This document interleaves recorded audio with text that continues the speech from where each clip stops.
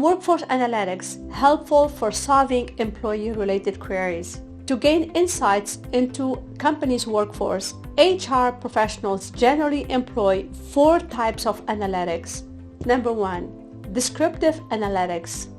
It assists them in gathering and analyzing data that describes the current state of things or the past. Number 2, predictive analytics, analyzing current and historical data. The analysis assists in anticipating future outcomes and values. It combines techniques like data mining and machine learning. Organizations use predictive analytics to improve operations and employee satisfaction. The third one is prospective analytics. It provides recommendations based on predictions and what has happened in the past. It is highly beneficial for organizations that have busy seasons. Number 4, diagnostic analytics.